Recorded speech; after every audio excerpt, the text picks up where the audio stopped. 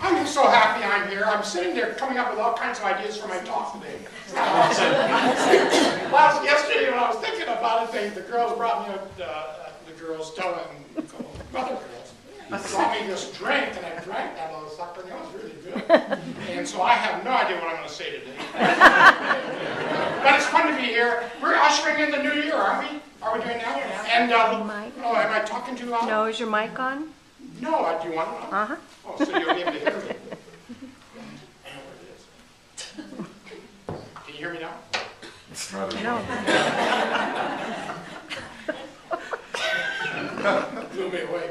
Anyway, I had this drink and it was good and I drank it. But I'm happy to be here because as I sat there, some other ideas came to me which we'll incorporate in this talk today because Spirit is so awesome. You know, when you're open and receptive to the flow of the universe, you don't have to worry about a darn thing. It just flows, doesn't it? To me, I sat there and I'm like, you know, my mind's a total blank over that drink. And, and all of a sudden, all these ideas started flowing into my experience, which is pretty cool. Many people do resolutions for the new year, and others do goals and objectives. And being an old school person, we used to do goals and objectives. How many of you remember the PPBS? You remember that? It was goals and objectives for every unit, etc., and a lot of work, a lot of paperwork, and it didn't mean anything to kids, as far as I'm concerned. But anyway, they do goals and objectives. So Fresno Bee one year said, referred to a survey, and it said that 45% of Americans do goals, resolutions every year. And there's always a however, though. However, only 8% succeed. Isn't that incredible? And you mentioned that today, Joanne. And so you're sitting there wondering, how is it possible that 100 people, out of every 100 people that do resolutions, only 8 of them are successful at it? There's got to be a better way to enhance our life experience for the 2012. Do you agree with that? There's got to be a better way. So this month is the month of ushering in the new year, but it's also the month of allowing and choosing. Those are the two keys that we focus on in the themes for today. So we're going to try to deal with that this morning. For me, for Angelo, and we'll put it in the first tense here, that what I need to do is be more consistent. You know, all of us, most of us have come here for years, and some of them have, but you're fast learners, and we know all the words, we know what we put out there in the universe. How many know this? Whatever we put out there comes back to us, and we all agree with that. So we know all the words, but it's the consistency of all this. And it's when you're in your face with certain things that happen that throw us off balance or throws us off the cart, and we're not remaining centered in truth. Then so what I was looking at today is that I need to ride my horse in the direction it's going.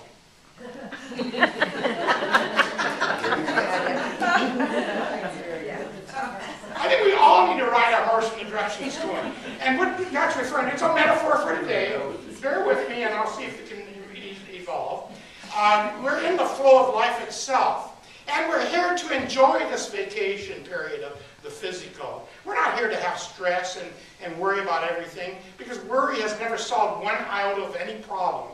But we're here to enjoy the ride, to enjoy it. And we know that when we're relaxed in it, everything flows in our life. So relaxing and riding the horse in the direction it's going means just that. And it brings back a story. Years ago, my friend Roy Johnson was very active in CTA. Archie knows this guy well. He made his transition a few years ago.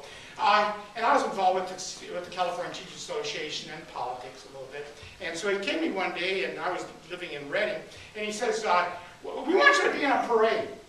It's going to be really fun. Would you be in a parade? And I said, absolutely, I want to do that. So we drive and he drove with me. And then I get out of the car and we walk over and he says, this is what you're going to be riding. I said, what are you talking about? Here's this huge 17-hand horse. And he says, you're riding a horse in the parade. What? No, I'm not either. And so then they put this darn cowboy hat on me. Well, so anyway, they put me on this horse. And I'm not a horseman. I've learned since then. I didn't even know how to get the darn thing going.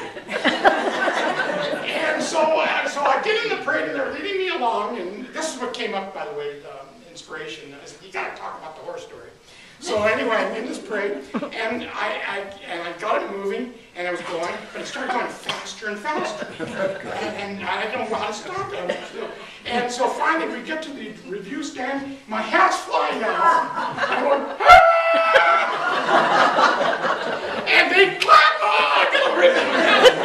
And so somebody in the audience knew what was happening. He yelled at me, said, "Release your knees! Release your knees!" I was so tight, I was giving the message to the horse that it's got to go faster and faster. So I released my knees, and it slowed down, and I was able to get off it. I got off the horse. Troy said, "You really did a good job." I says, "I don't know how you're getting home, but it sure in hell is going to be with me." But anyway, and so that was my metaphor for our talk today. Is the bottom line is that we are in the flow. We need to put that in mind. I need to awaken to that fact every moment. I need to turn on the light of awareness every moment. For me, I don't know how it is for you, the light goes in and out. We're facing certain circumstances, and all of a sudden we're in despair, we're doubtful, we're into ourselves, and we're so upset. And so the light goes out. My goal this year is to be the best, and this is Stella's from last year, to be the best I can be in the moment. And to allow that light to stay shining as I traverse this universe. It's very important for me to do this. And that's what I mean by riding your horse in the direction it's going. Because when we tighten up, we literally can fall off the horse because it's going too fast and we're not in the flow. Another thing that we need to talk about as we face this new year is that we're in a mental universe. We always say this is the third dimension, physical. This is a mental universe as well. This is mental. And what do we mean by that? That we say it's all God. It's all good and it's all God. Everything is in motion. Everything is vibration. Everything is breathing and flowing and abundant. That's what this universe is all about. And it's receptive to our thoughts and our belief systems and our feelings.